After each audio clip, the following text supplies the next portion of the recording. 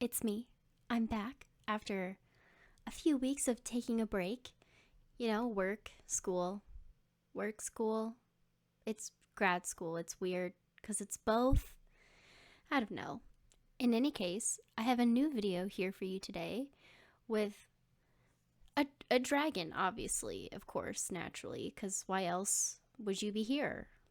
In fact, I have two dragons for you today because I've been trying out a new painting style and it's taken me a little while to get used to it, a little while to get a workflow down, but I think I figured it out for the most part, hopefully, maybe.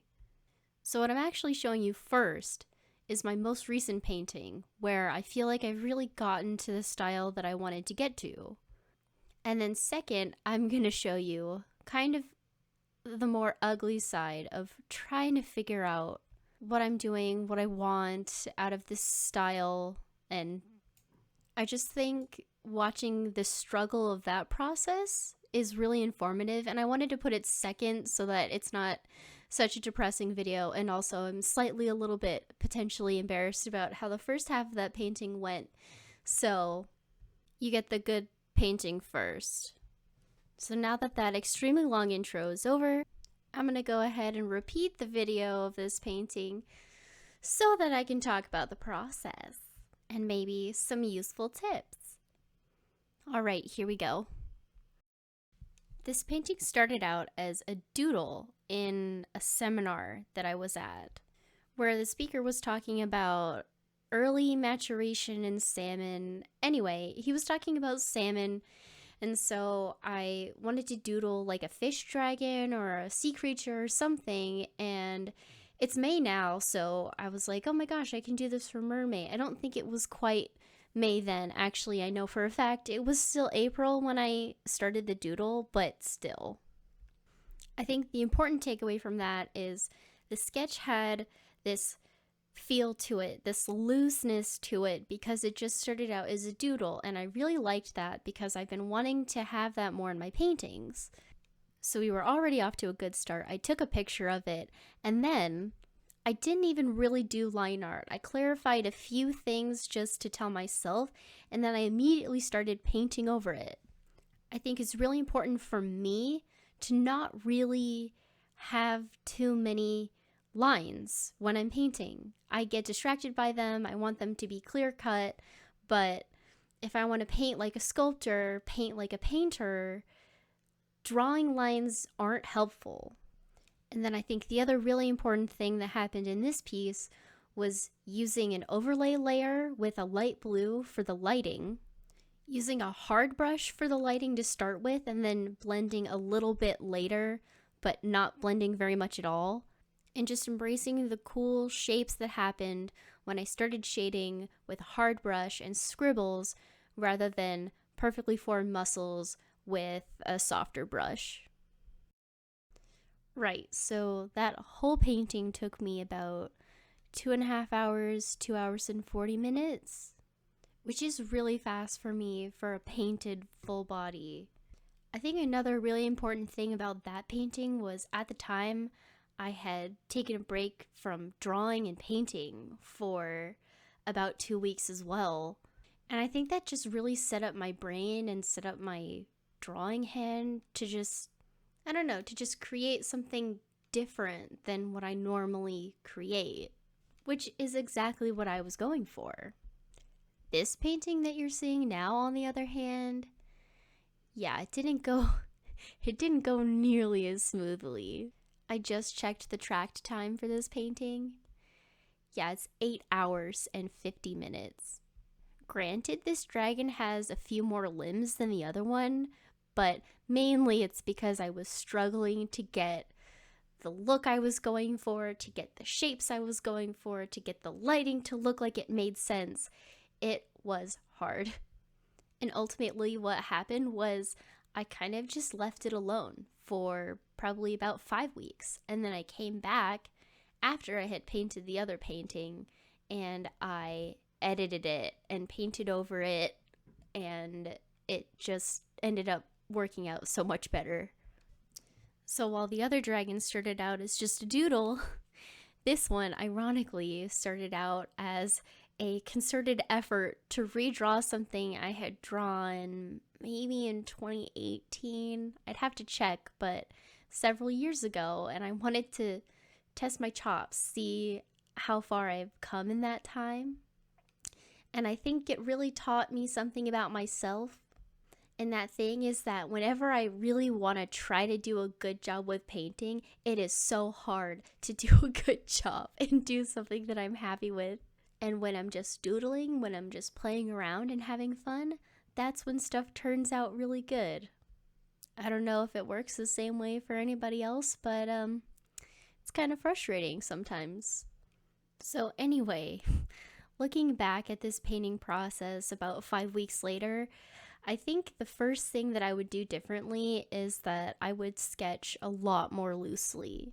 Like those little shapes that happen when you like move the pencil a weird way, or I don't know, sometimes I drop my pencil and it creates a cool shape. I mean, I don't do that all the time, but it's just an example. Overall, I would just have it be a little more rough, the sketch part of it, and potentially have more shapes, like try to draw out more shapes of muscles, more details, because I I don't know, I think I've had more luck having interesting shapes in the final painting when I have like a rougher sketch with more details. I don't know if that really made sense, but yes. And then the next thing that I would do differently is instead of trying to shade the head with a soft brush, going in just after it's painted white and I don't have any patterns yet, first I would paint the body patterns first and then work on the shading and the lighting. Because I found that some cool artifacts that happen when I'm painting the body colors actually helped me pick colors for the light in the other paintings that I've done. I'm kind of doing that now. I'm painting some markings, making the body gray. This dragon has very simple markings because I really wanted to show off that I know more about muscle anatomy now. So I just kind of made him gray and white. I think the interesting part is that now, again, looking at this with 5 months in between, I'm seeing some cool shapes that were just created by filling in the color that totally could have been cool to have in the musculature. And then I go and I kind of just smooth them away. And I think that now, me now, current Ash would kind of take more advantage of those interesting shapes that happen during filling in the color. And then actually the shading that's happening with the gray right now, I like what I'm doing because I'm kind of using more hard shapes rather than soft rounded shapes just to get the idea of what the muscles look like. And I think that that is very important now. So whereas I shaded the head with a lot of soft shapes and soft shades and a lot of gradients, I prefer what happened with the body where the shading shapes are a little more cut and dry, a little harder, less gradienty, if that makes sense. I think using a harder brush when trying to get that initial shading really helps me as I'm painting understand the forms of what's going on, like the shape of the chest, the shape of the muscle, the shape of the arm. Yeah. The other thing is that there's like almost no contrast in the face. And I'm going and I'm trying to change that with the curves because in hindsight I realized there's like no contrast in the face and head. So what the heck is up with that?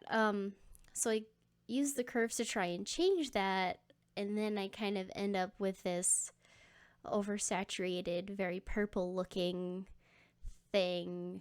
And then I try to make the painting look more stylized and loose by adding paint strokes to the background, which doesn't work because, you know, I smoothed away all that roughness that I had naturally in the beginning. Yeah. Oh yeah, and then I decided that I really didn't like the way the muscles looked on the hip, so I just wanted to cover it and crop the image somehow. Yeah, and then I just gave up for a while. So I start out by taking away all of that fake stylized stuff that I added at the end to try to make the painting look loose, but in reality it kind of didn't work. And then I went in and I defined a lot of my lighting shapes. Not necessarily making them all like flat colors, but just almost making them just flat colors, like almost cel shading. I also worked on redefining the lighting by using like a light gray in an overlay layer to add light. Um, but I really don't think that I necessarily needed to do that. I think especially the light gray color worked the way it was before. It just needed to be flatter, if that makes sense, like a little bit less gradienty, carved out with a harder brush. Oh yeah, and then his face went away. It was an accident at first, and then I decided that I really liked it actually. The creature has way more personality without a face. And then I took the wings away because I didn't like them. He is 100% still a dragon though, and this is the final result of him. I'm so glad I came back to him after several weeks. I'm really proud of how I was able to change stuff around in that painting. And I'm bringing the mermaid dragon back to end the video because I just really liked this one. It was fun, it was fast, and I learned a ton while painting this piece, and it is definitely my current favorite of the personal art that I've made in the past few months. And with that, I just wanted to say I hope that in some way, shape, or form this video was helpful for somebody out there, and I'll see you around.